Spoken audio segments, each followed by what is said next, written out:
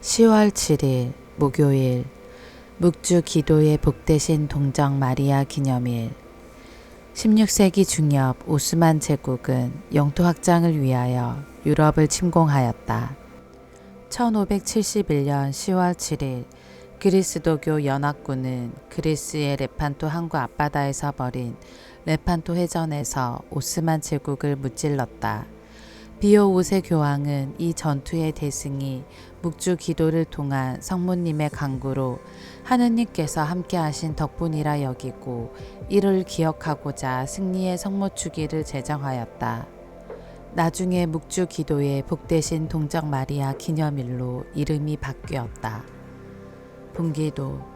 주님, 천사의 아뢰므로 성자께서 사람이 되심을 알았으니 복되신 동정 마리아의 정구를 들으시어 성자의 순환과 십자가로 부활의 영광에 이르는 은총을 저희에게 내려주소서. 성부와 성령과 말씀의 초대. 말라키 예언자는 악을 저지르는 자들이 모두 건불처럼 되는 날이 다가온다고 한다. 예수님께서는 누구든지 청하는 이는 받고 찾는 이는 얻고 문을 두드리는 이에게는 열릴 것이라고 하신다.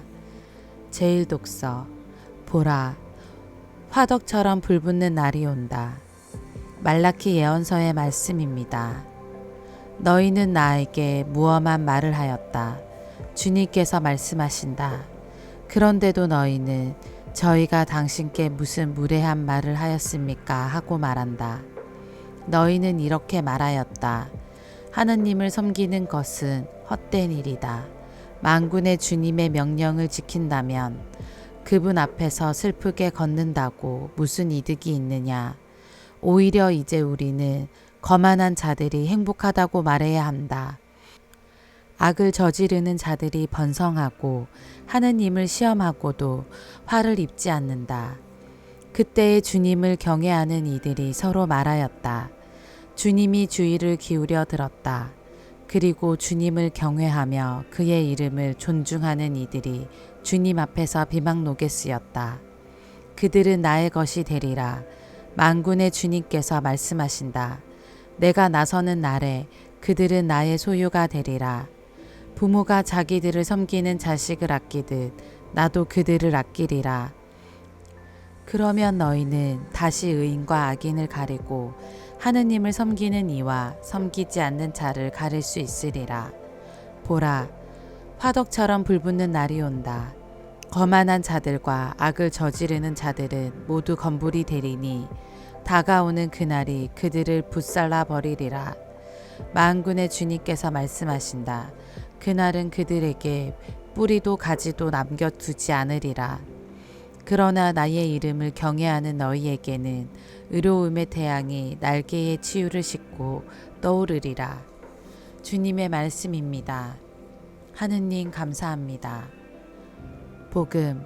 청하여라 너희에게 주실 것이다. 루카가 전한 거룩한 복음입니다.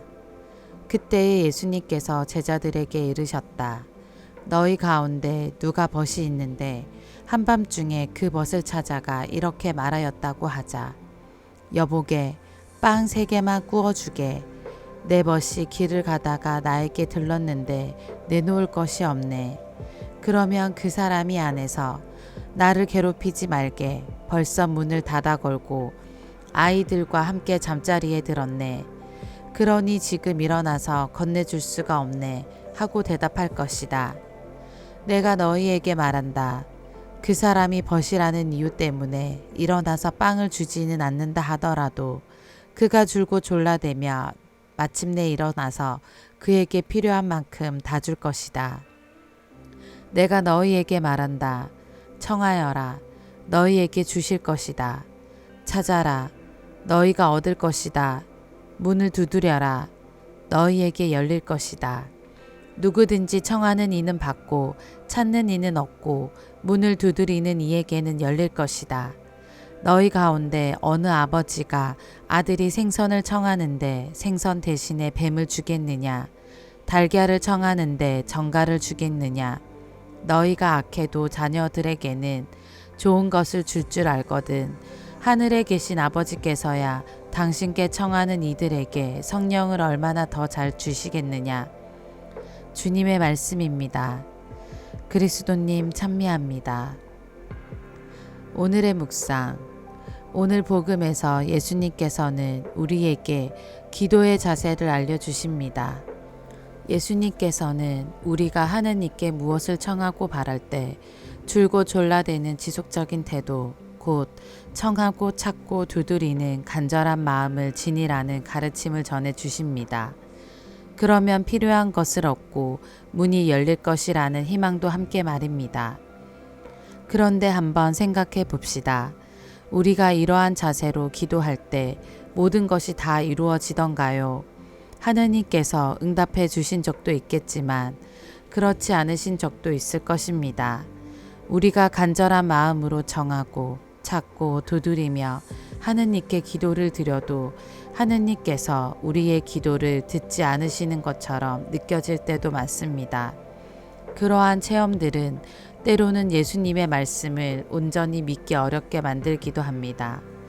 그러면 예수님께서 가르쳐 주시는 기도의 참된 의미는 무엇일까요? 먼저 하느님에 대한 신뢰입니다. 기도할 때 우리는 하느님을 향하여 온전한 믿음을 지녀야 합니다. 이는 하느님만이 모든 일을 온전히 하실 수 있는 분이시며 하느님께서 우리에게 주시는 것은 무엇이든 가장 좋은 것이라고 믿는 것입니다. 다음으로 우리가 청하는 것이 무엇인지 깊이 생각해 보아야 합니다. 우리는 자신에게 필요하다고 생각하는 것을 하느님께 청합니다. 그런데 그것이 혹시 뱀이나 정갈은 아닌지요?